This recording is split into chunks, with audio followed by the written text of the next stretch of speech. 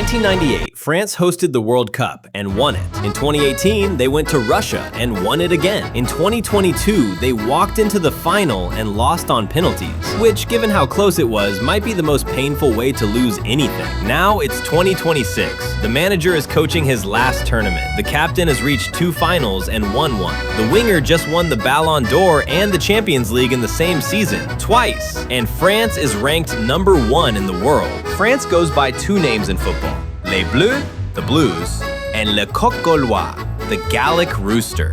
The rooster has been the symbol of France for centuries, a creature that crows at dawn without being asked, that stands its ground, that never backs down quietly. It's stitched onto the badge, it's in the culture, and when you watch France at their best, you understand why they chose a rooster and not something more elegant. France has won the World Cup twice, won the Euros twice, won the Nations League. They have produced Platini, Zidane, Henry, Vieira, Kanté, a generation of players so gifted that other countries built entire tactical systems trying to neutralize them. Their football didn't grow out of a single region or a single style. It grew out of a country where 3 million people play the game across every level, where the academy system, particularly Clairefontaine, has been exporting elite talent since the 1980s, and where losing a tournament feels less like a disappointment and more like a national reckoning. One more number, France's biggest win in history was 14-0 against Gibraltar in 2023.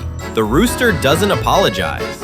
And since we're talking about France, you can't talk about France without acknowledging the food. The country that invented haute cuisine, where the baguette has legal protections, where a bad meal is taken more seriously than a bad result. The French national team travels with a dedicated chef. Their pre-match meals are not sandwiches in a hotel corridor. They're considered part of the preparation. There's a reason France has produced more Michelin-starred restaurants than almost any other country on earth. They believe that how you eat reflects how you perform. And based on recent results, the food must be excellent. There are managers who win. And then there is Didier Deschamps, who has been winning since before most of his current players were born. As a player, he captained France to the 1998 World Cup and Euro 2000. Back-to-back, 2 years apart. He won the Champions League with Marseille in 1993 and with Juventus in 1996. He was the kind of defensive midfielder who didn't dazzle anyone, but somehow the team always worked better when he was in it. Eric Cantona once called him a water carrier, meaning he did the dirty work while others got the glory. Deschamps took the insult, put it in his back pocket, and spent the next 3 decades proving that the water carrier was the one who always knew where everything was going. As a coach, he took Monaco to the Champions League final in 2004, brought Marseille their first league title in 18 years, then took the France job in 2012 and never looked back.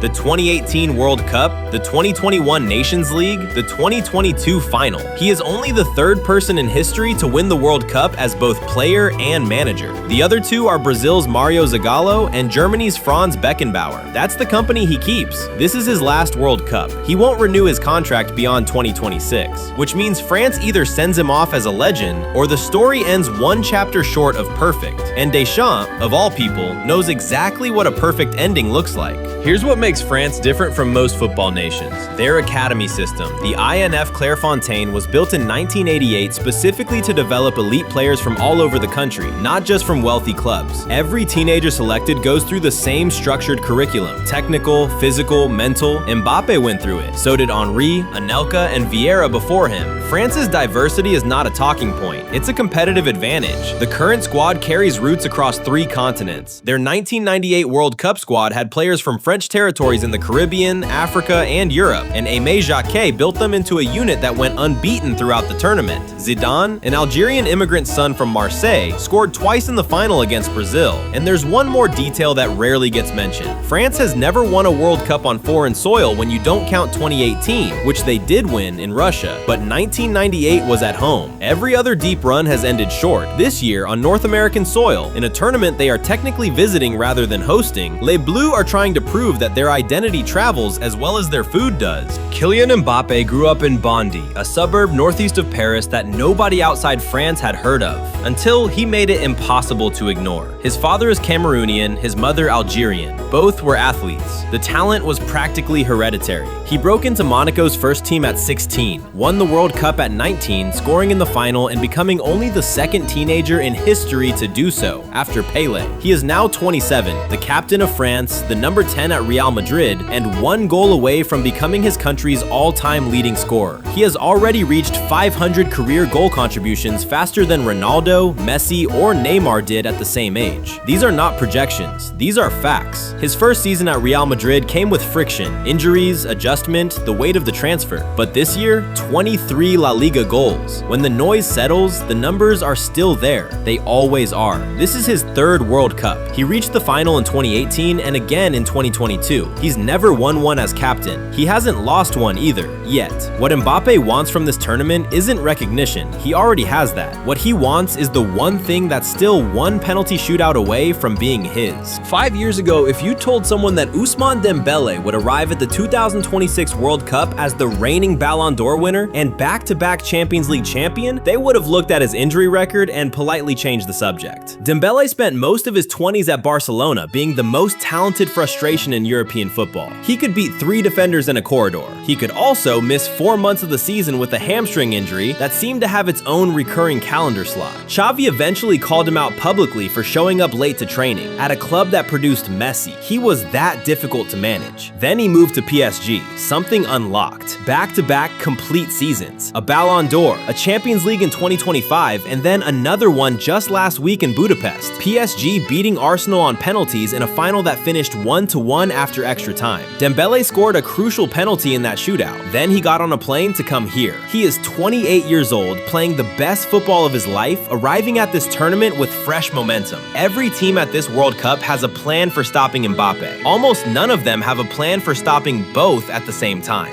The thing about France is that the squad doesn't stop being dangerous after the first 2 names. William Saliba, 25, Arsenal center back. He just won the Premier League title, Arsenal's first in 22 years, and a week later walked into the Champions League final against PSG. Lost that one on penalties, yes, but the season he just had, defending at the highest level in both the Premier League and Europe simultaneously, is the kind of CV that gets you into conversations about the best defenders in the world. Saliba shows up to this World Cup with a league title in one pocket and a Champions League final in the other. Aurelien Tchouameni, 26, Real Madrid's midfield engine. He protects the shape so everyone ahead of him can attack without glancing over their shoulder. N'Golo Kante is 35, playing his football at Fenerbahce and still in this squad, one of 4 survivors from 2018. Deschamps didn't bring him back to start every game. He brought him back because in a knockout match, in the 75th minute, when the pressure is suffocating, there is no substitute for a man who has already been in that exact room and come out the other side holding the trophy. Warren Zaire-Emery is 19, over 100 senior appearances for PSG. He plays with the certainty of someone who graduated early from a school nobody else could get into. And Rayon Cherki, 22, makes his World Cup debut after a debut season at Manchester City that quietly erased every doubt about whether he belonged there. France's backup options are starters at the biggest clubs in Europe. There is no weak link in this squad. There is only depth, and then more depth behind it.